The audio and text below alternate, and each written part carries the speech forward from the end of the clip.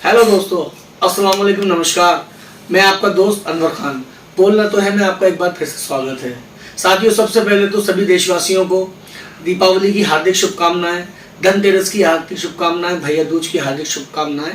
ये त्योहारों का सीजन है और ये वीक जो है साप्ताहिक पूरा त्योहार सेलिब्रेट किए जाएंगे और कहीं ना कहीं वीकेंड में आने का ये भी फायदा हुआ कि हर कोई इसको बहुत ही दिल से मनाने के लिए अपने घर भी जा रहा है, अपने घर वालों से मिल रहा है। अभी मेरी बात एक दोस्त से हुई, उन्होंने बताया दिल्ली में इस वक्त जाम लगे हुए हैं क्योंकि लगातार 4 से 5 छुट्टियां हैं। तो लोग जो है उन छुट्टियों को अच्छे से यूज करना चाहते हैं, अपनी फैमिली के साथ सेलिब्रेट करना चाहते हैं। मेरी और मेरी पूरी टीम की तरफ से हैप्पी एंड सेफ दिवाली।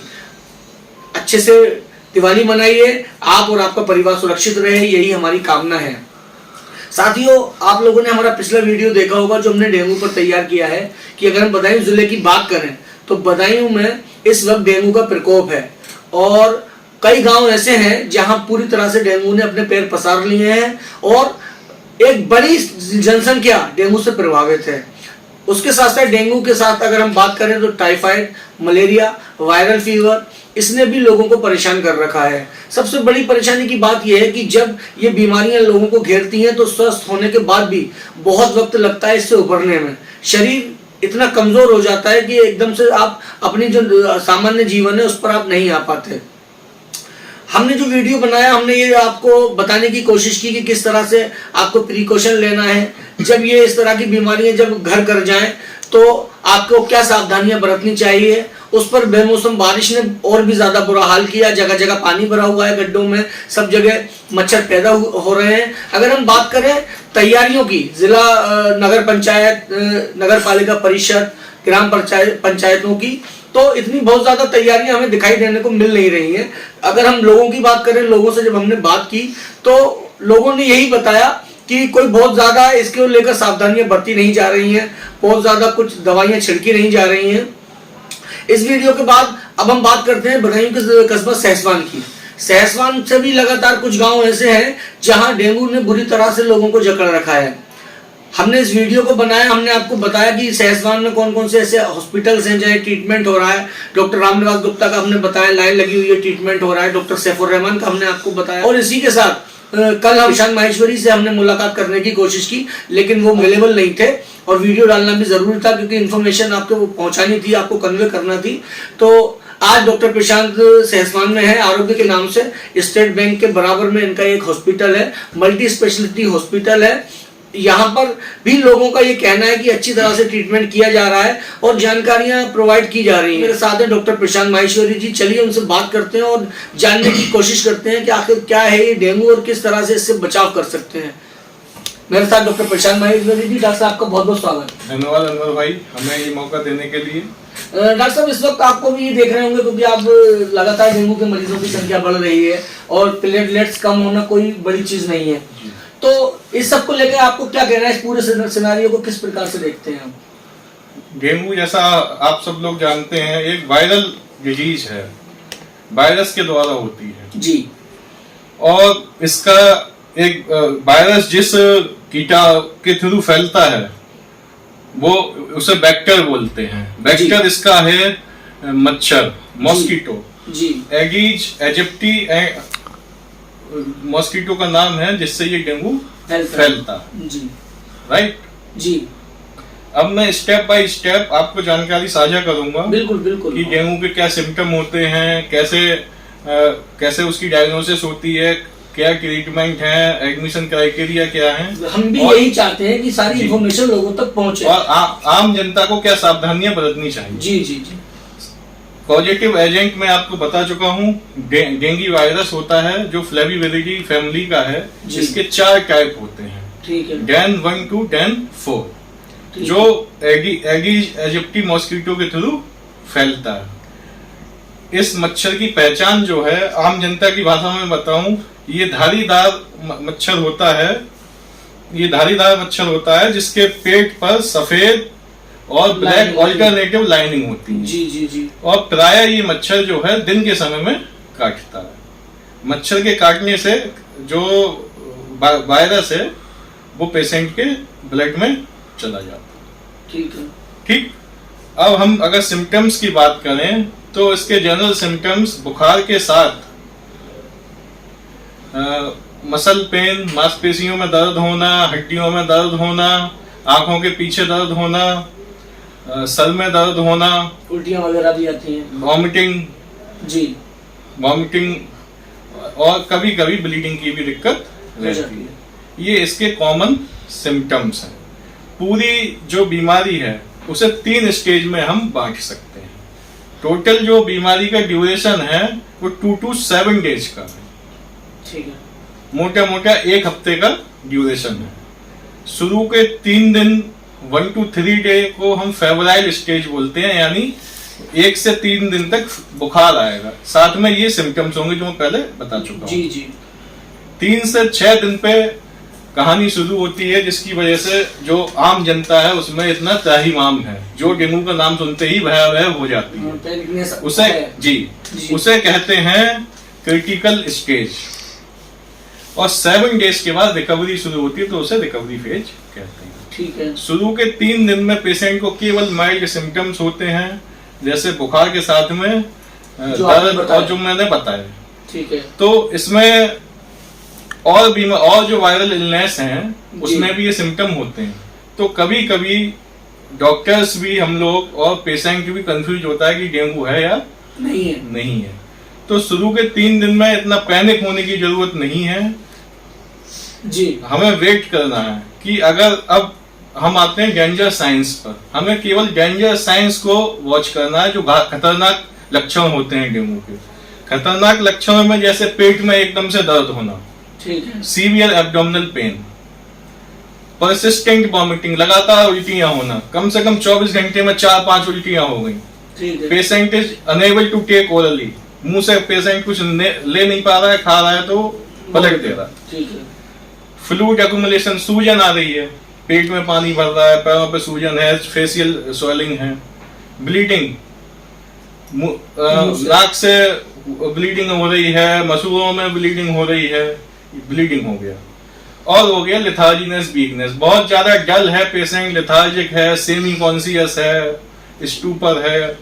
तो दीज आर डेंजर साइंस।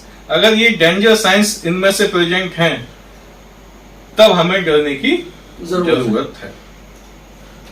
अगर हम टेस्ट की बात करें तो जो शुरू के 3 दिन हैं उसमें अगर आप सीबीसी कराएंगे तो पहले 3 दिनों में प्लेटलेट काउंट्स जो हैं वो गिरना शुरू होती है। ठीक है, 4 to 6 डे पे प्लेटलेट काउंट अपने मिनिमम लेवल पर आती है। अब ये जो फॉल है वो किसी भी लेवल तक जा सकता है।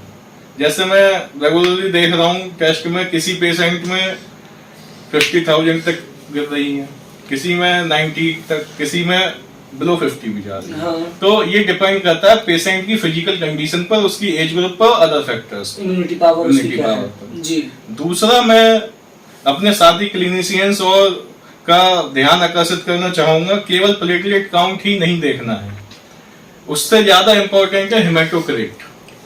हेमाटोक्रिट का मतलब ये है, डेंगू में जो है प्लाज्मा लीकेज होता है, प्लाज्मा लीक करके थर्ड स्पेस में इकट्ठा होना शुरू हो जाता है, जैसे फेफड़ों में भरना शुरू हो गया पानी, पेट में पानी भरना। अच्छा। तो जब हेमाटोक्रिट प्लाज्मा लीकेज का साइन है, अगर पेशेंट का हेमाटोक्रिट बढ़ता जा रहा है, ये भी सीबीसी में ही एक पैरामीटर होता है हेमाटोक्रिट। ठीक है, अगर सीबीसी स्टैंडर्ड मशीन से लगी है तब सीबीसी में ये पैरामीटर हेमाटोक्रिट दिखाया जाएगा, और अगर केवल माइक्रोस्कोप में देख के आपने रिपोर्टिंग कर दी कि हीमोग्लोबिन ये है, प्लेटलेट ये, तो उसमें haematocrit most of the time नहीं होता। पेशेंट को जो अपना जो भी जांच है वो सेल काउंटर पर ही करानी चाहिए। जी, होता ये है, मैं बताऊंगा मेरे दर्शकों को कि अक्सर क्या होता है कि आप लोग जब जाते हैं जांच के लिए तो जो लैब टेक्नीशियंस होते हैं वो माइक्रोस्कोप से जांच करते हैं। तो मेरी आपसे गुजारिश है कि जब आप जाएं तो उनको ये बताएं कि आप जो हमारी जांच करें वो सेल काउंटर पर करें।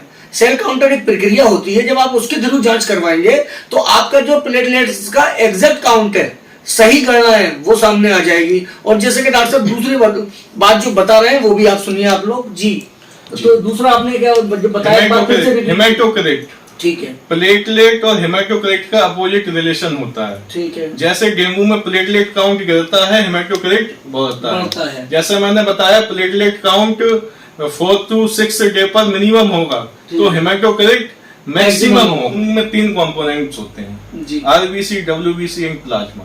एक्चुअली ये थोड़ा सा कॉम्प्लिकेटेड हो जाएगा मरीजों को समझना, क्योंकि ये मेडिकल लैंग्वेज है, मुझे लगता है कि हर दर्शक नहीं समझ पाएगा। हम बात करते हैं वही जैसे जो हमारी बात चल रही थी कि मान लीजिए अब डेंगू ये 1 2 3 दिन जो आपके ने बताए कि ये जो है नॉर्मल होते हैं और जो नॉर्मल सिम्टम्स है वो दिखाई देते हैं, लेकिन आगे के जो 2-3 दिन रहेंगे वो सीरियस होते हैं। क्या ऐसा किया जाए कि ये जो 2-3 दिन है शुरू के, इसी में मुसीबत टाल दी जाए? पेशेंट ऐसा क्या करे अपने खान पान में और अपने डेली लाइफ में कि ये जो डेंगू के जो सिम्टम्स यहाँ से शुरू हुए, तो वो जाहिर सी बात है डेंगू ये सिम्टम्स है, फीवर भी है, तो उसकी जो अगर मान लीजिए कभी कभी मरीज जो अनकॉन्शियस हो जाता है, तो उसके जो परिजन है, उसके जो फैमिली मेंबर है, उनको क्या शुरू कर दें एकदम से जिससे वो नौबत ही ना आए कि पेशेंट उस कंडीशन में पहुंच पाए। इसीलिए मैं आपको हीमोग्लोबिन वाली बात बता रहा हूँ, केवल प्लेटलेट काउंट्स ही नहीं देखने हैं, हमें पूरी सीबीसी करवानी है पहली बार जी। ठीक है, प्लेटलेट एकदम से गिरता है उसे देख के पैनिक क्रिएट नहीं होना है। अगर हमारा हीमोग्लोबिन बहुत ज्यादा हो रहा है तब थोड़ा सोचने वाली बात है, तब एडमिशन की जरूरत है। पहले 3 दिनों की आपने जैसे बात बताया, केवल फीवर आएगा, फेब्राइल कंडीशन है, उसमें कुछ नहीं करना है। पहला जो वैसे मैं पूरा इलाज बताऊंगा, पहला जो स्टेप है वो है एडिक्वेट हाइड्रेशन, यानी पेशेंट में पानी की कमी ना हो। तो प्लेंटी ऑफ फ्लूइड्स लेने हैं, लिक्विड, इसमें इलेक्ट्रोल वगैरह आप ले सकते हैं और बाकी लिक्विड डाइट, प्लस इसके साथ साथ इम्पोर्टेंट है कि पेशेंट खाना पीना भी जरूर खाए। अन्न की बहुत जरूरत है, जो मैं डेली टू डे फेस कर रहा हूँ कि पेशेंट खाना पीना छोड़ देता है, चाहे वो चावल खाए या गेहूं किसी भी फॉर्म में, दलिया हो गया, रोटी हो गई, खाना पीना नहीं छोड़ना है जिससे कैलोरी पेशेंट को मिले और जो ये वायरल प्रोड्रोम होता है उससे लड़ने में सक्षम जी। बेसिकली ये पेशेंट के और वायरस के बीच में कुश्ती है। ठीक है, अगर पेशेंट खाना नहीं खाएगा तो वायरस उसमें भारी पड़ेगा, मजबूत होगा और वो पेशेंट को चित्त कर देगा। और पेशेंट अपना खाना पीना अच्छा रखेगा, हाई प्रोटीन डाइट की बहुत जरूरत होती है, जैसे ह्यूज अमाउंट ऑफ लिक्विड रखे, जैसे नारियल पानी हो गया आपका, जी, और आपके जो भी ये सिट्रस फ्रूट होते हैं, मौसमी हो गया, संतरा हो गया, ये ज्यादा से ज्यादा लिक्विड बना रहा है body, plus high protein diet like कच्चा पनीर हो गया, अंडा हो गया, जो नॉन वेजिटेरियन लोग हैं मीट खा सकते हैं, मछली मुर्गा खाएं, दाल पिए, दूध पिए, ठीक है। मिल्क पाउडर्स बहुत से अवेलेबल हैं, मिल्क पाउडर आजकल बाजार में एक प्रोटीन, हाई प्रोटीन के लिए ट्रिप्टोकाइन नाम का एक वो आता है, बिस्किट आता है, बहुत ज्यादा फायदेमंद है वो। जी जी जी जी। मतलब जरूरत ये है पेशेंट को, जनरल पब्लिक को समझने की कि ऐसा नहीं है। पहले 3 दिन में जो है, अगर हम डायग्नोसिस की बात करें तो एंटीजन पॉजिटिव होता है, जिसे NS1 कहते हैं। रूटीनली मैं देख रहा हूँ कि टेस्ट हुआ, NS1 पॉजिटिव आया, मरीज ने बिल्कुल हाथ पैर छोड़ दिए कि अब क्या होगा। अच्छा, इसका मिसयूज भी हो रहा है जी, इसका मिसयूज भी हो रहा है, जैसे पहले कोविड में भी हो चुका है। अगर एडमिशन की जरूरत है या नहीं है, फिर भी एडमिट करके बोतल शुरू हो गई। अच्छा, बोतल देने का भी, फ्लूइड देने, IV फ्लूइड देने का भी एक तरीका है। अगर आप ज्यादा मात्रा में कम समय में ज्यादा बोतल चढ़ा दोगे तो फ्लूइड ओवरलोड में चला जाता है, ठीक है, तो वो डेंगू को और वर्स करेगा। एक तो डेंगू कंडीशन ही ऐसी जिसमें थर्ड स्पेस में कलेक्शन होता है, और आपने अगर ज्यादा फ्लूइड दे दिया तो और पानी भरेगा। अच्छा, ठीक है, ठीक है। तो मेरी रिकमेंडेशन ये है कि शुरू के 3 दिन कुछ नहीं करना, बुखार के लिए प्लेन पैरासीटामोल की गोली, रेस्ट बहुत जरूरी है, बेड रेस्ट, घर पर ही आराम करें, और plenty of liquid diet and protein rich diet. अच्छा, ये चलिए, इसमें लोग घबराए ना, इस तरह से लोगों में पैनिकनेस है। तो दर्शकों से मैं कहना चाहूंगा कि जो लोग आप ये वीडियो देख रहे हैं, डॉक्टर साहब ने बहुत डिटेल में इस बात को समझाया कि डेंगू कोई ऐसी चीज नहीं है कि आप एकदम से डेंगू का नाम सुनकर घबरा जाएं। अगर डेंगू पॉजिटिव आ भी जाता है, जो कि आजकल बहुत नॉर्मल है, तो आपको करना यही है कि शुरुआत के 3 दिन आप हाई प्रोटीन डाइट लीजिए। वेजिटेरियन है तो पनीर खाइए, अंडा खाते हैं तो अंडा खाइए, दूध पीजिए। अगर और बाजार में बहुत सारे हाई प्रोटीन बिस्किट्स मिले, जैसे मैंने ट्रिप्टोन का बताया आपको, अच्छा बिस्किट होता है, और थोड़ा सा कॉस्टली होता है लेकिन बहुत फायदेमंद है। दूसरा, अगर आप नॉन वेजिटेरियन है तो there are lot of foods, जैसे आप नॉन वेज में आप चिकन लीजिए, हाई प्रोटीन डाइट है, चिकन है, फिश हो गई और अंडा हो गया। तो ये सब चीजें आप अगर आप लेंगे तो 2 से 3 दिन के अंदर आपको इसका फायदा हो जाएगा और जरूरत ही नहीं है उस स्टेज तक आप पहुंच पाए। कोई मुझे नहीं लगता कि आप वहां तक पहुंच पाएंगे, बशर्ते कि आपको अपना इम्यूनिटी लेवल और खुद का जो कॉन्फिडेंस है उसको बनाए रखना है। कभी कभी जैसे डॉक्टर साहब ने बताया कि डेंगू का नाम सुन के मरीज जो है खुद ही बीमार हो जाता है और बहुत ज्यादा परेशानियों में, टेंशन में आ जाता है। जब आप ज्यादा टेंस हो जाएंगे तो आपकी बॉडी भी वैसा ही रिएक्ट करेगी। ये बॉडी की प्रक्रिया है, तो आप इसको लाइटली लें और जैसा कि डॉक्टर साहब ने बताया हाई प्रोटीन डाइट लें और अपने खान पान का ख्याल रखें। ह्यूज अमाउंट ऑफ लिक्विड जैसे नारियल पानी हो गया आपका और इलेक्ट्रॉल हो गया, ये सब चीजें अगर आप लेंगे तब भी आप इसको जल्दी से इसको हरा पाएंगे। डॉक्टर साहब एक चीज और मुझे आपसे जानना है कि ये सब तो हो गया जी, लेकिन जो सावधानियां हैं कि ये वहां तक पहुंचे ही ना, बंदे को डेंगू ही ना हो, तो उसमें क्या क्या करना चाहिए लोगों को? इससे पहले मैं 2 बातें आपको बताना चाहूंगा, केवल 2 मिनट लूंगा। जी जी जी। पब्लिक को पैनिक होने की जरूरत इसलिए नहीं है, मैं आपके साथ डेटा शेयर करना चाहूंगा जो मैं अपने मन से नहीं बता रहा हूँ। CDC, central disease control organisation, जो US गवर्नमेंट की ऑथेंटिक बॉडी है, जैसे सारे देश फॉलो करते हैं, उसकी साइट पर डेटा दिया हुआ है जी। उसमें क्लियर कट लिखा हुआ है कि अगर 4 पर्सन इन्फेक्टेड होते हैं डेंगू वायरस से तो 4 में से 1 सिक होता है। अच्छा। जरूरी नहीं है कि 4 को मच्छर ने काटा है तो 4 को डेंगू होना है, बीमारी होनी है। ठीक है। ठीक, अब जो 4 में से 1 सिक होगा, ठीक है, अब हम सिकनेस पे आ जाए। अगर 100 लोग सिक हुए तो उसमें लिखा हुआ 20 में से 1 मरीज सीवियर डेंगू में जाएगा, जो जिसके लिए पूरा कंट्री में इतना पैनिक है कि ICU की जरूरत हो रही है। तो 100 लोगों में 100 लोग अगर डेंगू के पेशेंट 5 मरीज ऐसे तो 5 मरीज ऐसे होंगे जो अल्टीमेटली ICU की जरूरत पड़ेगी प्लेटलेट ट्रांसफ्यूजन की।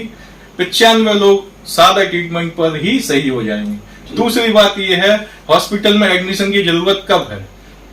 हॉस्पिटल में एडमिशन की जरूरत तब है जब पेशेंट इज हीमोडायनेमिकली अनस्टेबल, यानी मरीज का BP फॉल हो रहा है। ठीक है, ठीक है। दूसरा, डेंजर साइन, वार्निंग साइंस, जो मैंने पहले बता चुका हूं कि परसिस्टेंट वॉमिटिंग है, बार बार उल्टी हो रहा है, अनेबल टू टेक ओरली, मुंह से कुछ नहीं ले पा रहा है, पेट में दर्द है, सीवियर हेडेक है या कहीं से ब्लीडिंग आ रही है। तीसरा, बच्चे less than 5 year of age के जो चिल्ड्रन है, ठीक है, ठीक है।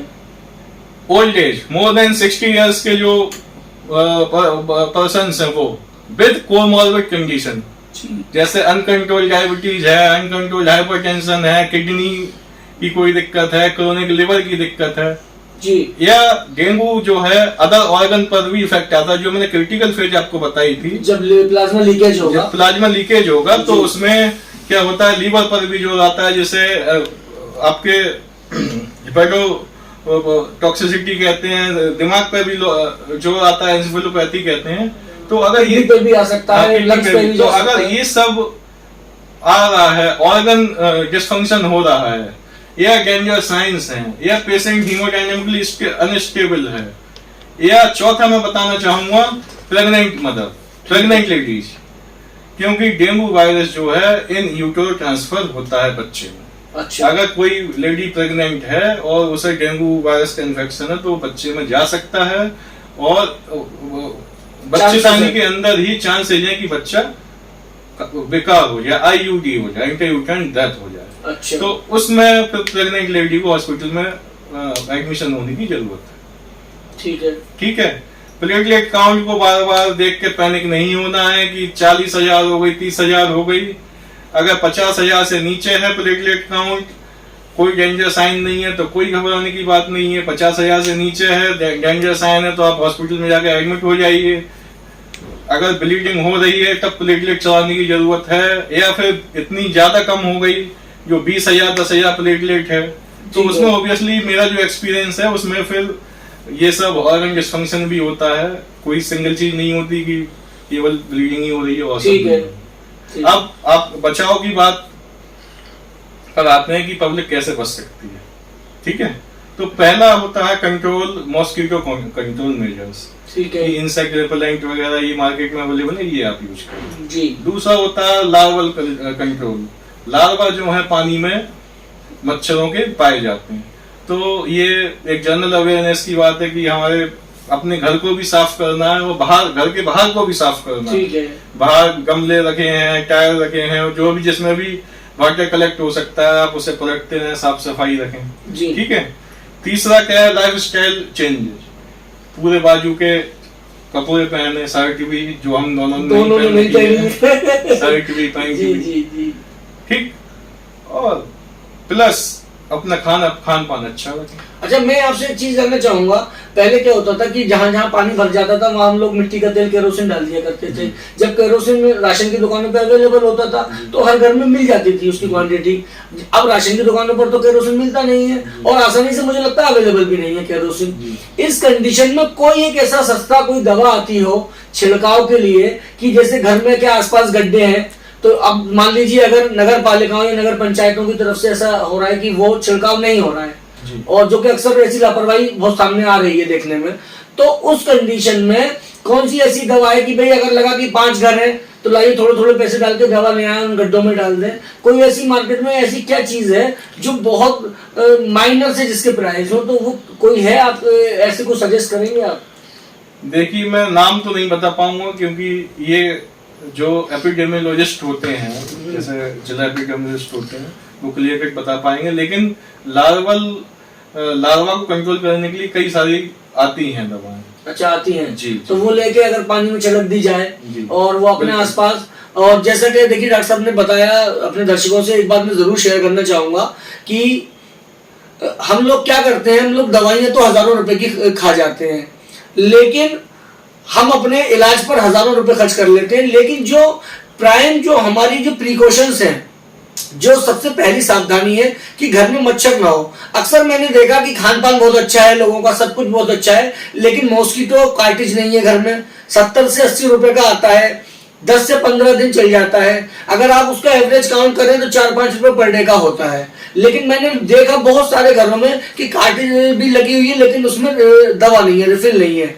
तो सबसे पहली गुजारिश ये है कि आप घर में मोर्टीन, ऑल आउट आती है, बहुत सारे ऐसे ब्रांड हैं जो मार्केट में मिल जाते हैं। मैं खुद ऑल आउट अल्ट्रा यूज करता हूं घर में, अच्छा इफेक्ट है, मॉस्किटोस नहीं आते। तो आप भले ही और खर्चों को थोड़ा सा कम कीजिए, लेकिन आपके घर के हर कमरे में मॉस्किटो कार्टेज हो और हर वक्त जलनी चाहिए। आपकी जो खिड़कियां हैं उनको बंद रखें, दरवाजों को, और कोशिश ये करें कि मच्छरों से दूरी बना लें। और जिस तरह के हालात हैं, बड़ी तादाद में मच्छर पैदा हुए हैं और आमतौर पे पहले हल्की फुल्की दवाइयों से मच्छर चले जाते थे, वो आज ऐसा लगता है जैसे मच्छरों ने भी खुद को एडवांस कर लिया है, वो आसानी से डॉक्टर साहब जाते भी नहीं है मच्छर। तो और ये शायद प्रकृति का नियम है कि प्रकृति में लोग अगर किसी चीज से, किसी जंतु को कोई परेशानी हो, डेवलप होता है। जैसे इंसान ने खुद को डेवलप किया, सुनने में आता है, हमने पढ़ा बायोलॉजी में कि सांपों के पैर होते थे पहले, लेकिन सांपों को चलने में परेशानी थी तो धीरे धीरे कुदरत ने वो पैर ही खत्म कर दिया।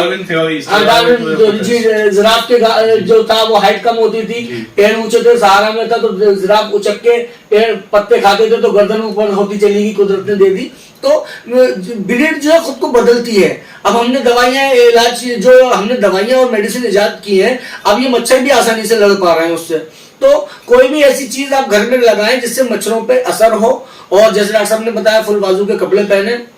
And the most important thing जो डॉक्टर साहब ने बताई कि अगर आपके घर में गर्भवती महिलाएं हैं और आपके घर में कोई खुशी आने वाली है तो उनका बड़ा ख्याल रखें, उनके आसपास मॉस्किटो वगैरह इस तरह की चीजें ना पनप पाए, उनके लिए आप बहुत ख्याल रखें। कार्टिज लगी हो और आसपास घर में, चाहे धुएं के जरिए, पहले देखते थे बहुत सारी ऐसी जड़ी बूटियां होती थी कि घर में लोग जला दिया करते थे, धुआं होता था, मच्छर चले जाते थे।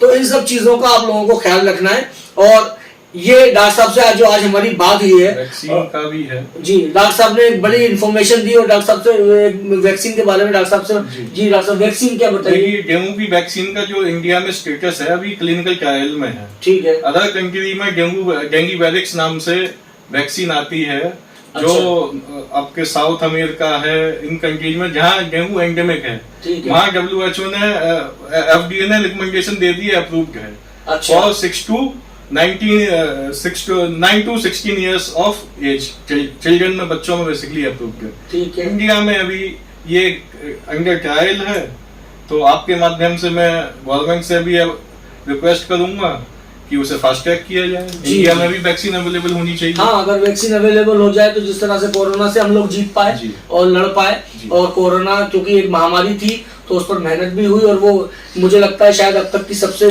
जल्दी जो वैक्सीन तैयार हुई वो कोरोना की हुई है, जितना मुझे पता है। तो अगर इस पर किया जाए तो वैक्सीन आ जाए तो शायद इससे बचा जाए। कंट्रीज में है, कुछ कंट्रीज में डेंगीवैरिक्स नाम से सैनोफी जो कंपनी है वो उसे मैन्युफैक्चर करती है। तो दोस्तों, ये थे हमारे साथ डॉक्टर प्रशांत माहेश्वरी जी। आरोग्य के नाम से अस्पताल चलाते हैं सहसवान में, और मल्टी स्पेशलिटी हॉस्पिटल है। आपकी वाइफ भी गायनी है यहाँ पर, और बढ़िया ट्रीटमेंट है, लोग यहाँ से सेटिस्फाई और संतुष्ट होकर जाते हैं। तो मैं ये तो प्रार्थना नहीं करूंगा कि आपको यहाँ आना पड़े, लेकिन कभी अगर आए तो मिलिए। बहुत अच्छे व्यक्ति हैं, बहुत अच्छे इंसान हैं।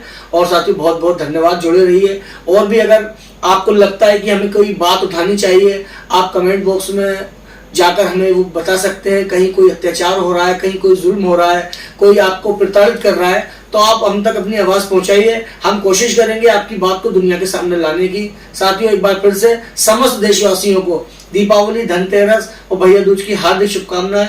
बहुत बहुत धन्यवाद।